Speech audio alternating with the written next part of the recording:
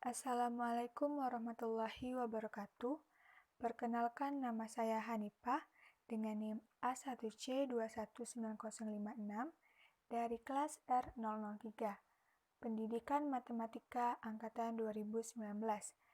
Di sini, saya akan mempresentasikan mind mapping yang telah saya buat tentang teori belajar kognitivisme sebagai tugas ujian tengah semester di mata kuliah belajar dan pembelajaran. Baiklah, saya akan menjelaskan pengertian dari teori belajar kognitivisme. Menurut teori ini, dalam KBBI, kognitif berarti segala sesuatu yang berhubungan atau melibatkan kognisi, atau berdasarkan pengetahuan faktual yang empiris. Dalam istilah pendidikan, kognitif didefinisikan sebagai suatu teori di antara teori-teori belajar yang memahami bahwa belajar merupakan pengorganisasian aspek-aspek kognitif dan persepsi untuk memperoleh pemahaman. Yang kedua, yaitu menurut pendapat pribadi saya. Menurut saya, teori belajar kognitivisme atau teori belajar kognitif adalah teori belajar yang lebih mementingkan kepada bagaimana sikap peserta didik dalam proses berpikir saat pembelajaran. Selanjutnya, saya akan membahas tentang teori-teori kognitivisme menurut para ahli. Di sini, saya mengambil pendapat para ahli seperti Jean Piaget, Jerome S. Burnner, Ausubel, dan Robert M. Gagne. Yang pertama, saya akan menjelaskan teori kognitivisme menurut Jean Piaget. Pakar kognitivisme yang besar pengaruhnya ialah Jean Piaget, yang pernah mengemukakan pendapatnya tentang perkembangan kognitif anak yang terdiri atas beberapa tahapan. Menurut Piaget, belajar akan lebih berhasil apabila disesuaikan dengan tahapan perkembangan kognitif peserta didik, dan ia juga berpendapat bahwa perkembangan kognitif merupakan suatu proses genetik. Maksudnya di sini adalah proses yang didasarkan atas mekanisme biologis dari perkembangan sistem saraf. Lalu, Piaget membagi proses belajar ke dalam 3 tahapan, yaitu yang pertama, asimilasi. Proses asimilasi adalah proses pengintegrasian informasi baru ke struktur kognitif yang sudah ada. Contohnya, jika seorang siswa sudah mengetahui prinsip-prinsip penjumlahan, dan jika gurunya memperkenalkan prinsip perkalian kepada siswa tersebut, maka terjadilah proses pengintegrasian antara prinsip penjumlahan yang sudah diketahui oleh siswa dengan prinsip perkalian, yang merupakan informasi baru yang akan dipahami oleh anak. Selanjutnya, tahapan kedua, yaitu akomodasi. Proses akomodasi adalah proses penyesuaian antara struktur kognitif ke dalam situasi yang baru. Seperti tadi, penerapan proses perkalian dalam situasi yang lebih spesifik. Contohnya, siswa setelah diberitahu tentang prinsip perkalian dan gurunya memberikan ia sebuah soal perkalian untuk dikerjakan. Tahapan yang ketiga yaitu ekuilibrasi. Proses ekuilibrasi merupakan proses penyesuaian yang berkesinambungan antara asimilasi dan akomodasi. Hal ini sebagai penyeimbang agar siswa dapat terus berkembang dan dapat menambah ilmunya. Selanjutnya, untuk yang kedua saya akan membahas teori kognitivisme menurut Jerome S. Burnner. Berbeda dengan Piaget, Burnner melihat perkembangan kognitif manusia itu berkaitan dengan kebudayaan. Bagi Burnner, perkembangan kognitif seseorang sangat dipengaruhi oleh lingkungan kebudayaan, yaitu enaktif. Enaktif adalah usaha atau kegiatan untuk mengenali dan memahami lingkungan dengan observasi, pengalaman terhadap suatu realita. Yang kedua, yaitu ikonik. Ikonik artinya siswa melihat dunia dengan melalui gambar-gambar dan juga visualisasi verbal. Dan yang ketiga, yaitu tahapan simbolik. Pada tahapan ini, siswa mempunyai gagasan-gagasan abstrak yang dapat dipengaruhi oleh bahasa dan logika dan juga penggunaan simbol. Dan yang ketiga, saya akan membahas teori kognitivisme menurut Ausubel.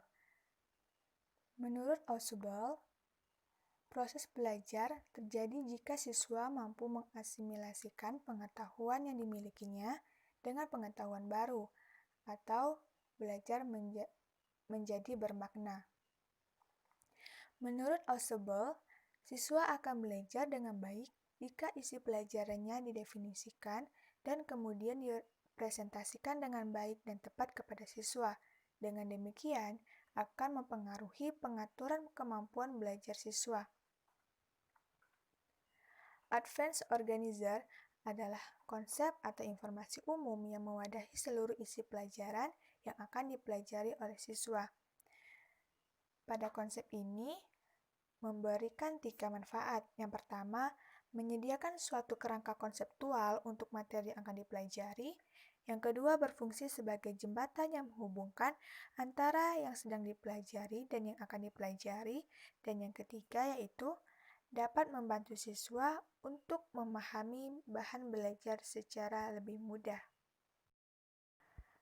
Dan yang terakhir, saya akan membahas teori kognitivisme menurut Robert M. Gagné. Menurut Gagné, belajar dipandang sebagai proses pengelolaan informasi dalam otak manusia.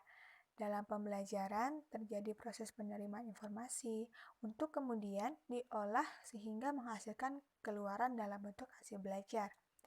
Nah, pengelolaan informasi pada otak manusia itu terdiri pada 5 tahapan. Yang pertama reseptor, yang kedua ada sensory register, yang ketiga ada short term memory, yang keempat ada long term memory, dan yang kelima itu response generator. Salah satu teori yang berasal dari psikolog kognitif adalah teori pemrosesan informasi yang dimukakan oleh Robert M. Gagné ini. Menurut teori ini, belajar dipandang sebagai proses pengelolaan informasi dalam otak manusia. Nah, sebelumnya saya telah menjelaskan teori kognitivisme menurut para ahli. Setiap teori pembelajaran pastilah dibandingkan dengan teori pembelajaran yang lainnya. Selain itu, setiap teori pembelajaran juga melengkapi dan menambah dari kekurangan-kekurangan teori-teori pembelajaran yang telah diungkapkan oleh para ahli sebelumnya. Jadi, di sini saya akan menjelaskan tentang kelebihan maupun kekurangan dari teori kognitivisme ini. Yang pertama, saya akan menjelaskan tentang kelebihan dari teori kognitivisme ini. Kelebihan dari teori kognitivisme ini, yang pertama yaitu menjadikan siswa lebih kreatif dan mandiri, sehingga siswa mampu membantu memahami bahan belajar secara lebih mudah. Yang kedua, sebagian besar dalam kurikulum pendidikan negara Indonesia lebih menekankan pada teori kognitif yang mengutamakan pada pengembangan pengetahuan yang dimiliki oleh setiap individunya. Dan yang ketiga, pada metode pembelajaran kognitif, pendidik akan perlu memberikan dasar-dasar dari materi yang diajarkan untuk pengembangan dan kelanjutan diserahkan kepada peserta didik, dan pendidik hanya perlu memantau dan menjelaskan dari alur pengembangan materi yang telah diberikan. Selanjutnya, dengan menerapkan teori kognitif ini, maka pendidik dapat memaksimalkan ingatan yang dimiliki oleh peserta didik untuk mengingat semua materi-materi yang telah diberikan kepadanya. Selanjutnya, menurut para ahli kognitif itu sama artinya dengan kreasi atau pembuatan satu hal baru atau membuat sesuatu hal yang baru dari hal-hal yang telah ada sebelumnya. Maka dari itu, dalam metode belajar kognitif, peserta didik harus lebih bisa mengekspresikan hal-hal baru yang belum ada atau inovasi hal-hal yang sudah ada sebelumnya. Dan yang terakhir, metode kognitif ini mudah untuk diterapkan dan juga telah banyak diterapkan pada pendidikan di Indonesia dalam segala tindakan. Selanjutnya, saya akan menjelaskan tentang kekurangan dari teori kognitivisme ini. Yang pertama, teori tidak menyeluruh untuk semua tingkat pendidikan, sulit dipraktikkan khususnya di tingkat lanjut. Beberapa prinsip seperti intelijensi sulit dipahami dan pemahamannya masih belum tuntas. Yang kedua, pada dasarnya, teori kognitif ini lebih menekankan pada kemampuan ingatan peserta didik dan kemampuan ingatan masing-masing peserta didik, sehingga kelemahan yang terjadi di sini adalah selalu menganggap semua peserta didik ini mempunyai kemampuan daya ingat yang sama, yang tidak dibeda-bedakan. Yang ketiga, ada kalanya juga dalam metode ini tidak memperhatikan cara peserta didik dalam mengeksplorasi atau mengembangkan pengetahuan dan cara-cara peserta didiknya dalam mencarinya, karena pada dasarnya masing-masing peserta didik memiliki cara yang berbeda-beda. Yang keempat, apabila dalam pengajaran hanya menggunakan metode kognitif, maka dipastikan peserta didik tidak akan mengerti sepenuhnya materi yang telah diberikan. Yang kelima, jika dalam sekolah kejuruan hanya menggunakan metode kognitif tanpa adanya metode pembelajaran lain, maka peserta didik akan kesulitan dalam praktek kegiatan atau materi. Dan yang terakhir, dalam menerapkan metode pembelajaran kognitif, perlu diperhatikan kemampuan peserta didik untuk mengembangkan suatu materi yang telah diterimanya. Selanjutnya, saya akan menjelaskan tentang aplikasi teori belajar kognitivisme.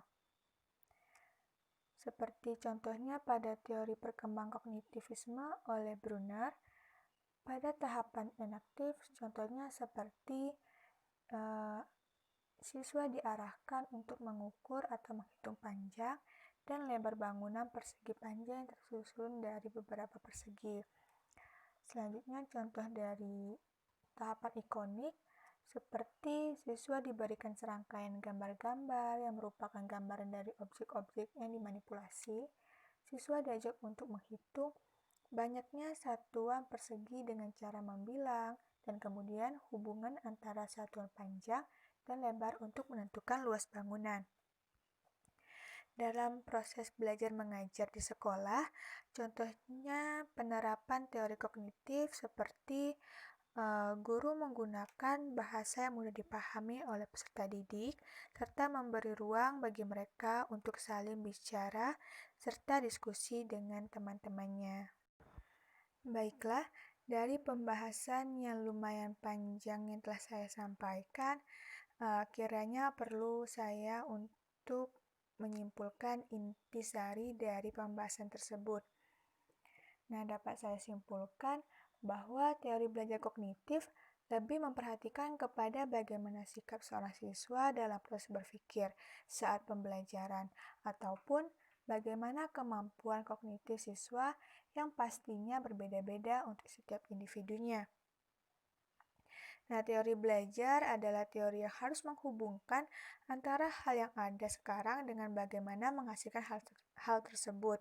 Teori belajar adalah teori yang menjelaskan tentang pasti apa yang terjadi, namun teori pembelajaran hanya membimbing apa yang harus dilakukan untuk menghasilkan hal tersebut. Lalu, definisi kognitivisme adalah teori belajar kognitif adalah teori belajar yang lebih mementingkan proses belajar daripada hasil belajar. Baiklah, sekian presentasi saya tentang teori belajar kognitivisme. Saya akhiri. Wassalamualaikum warahmatullahi wabarakatuh.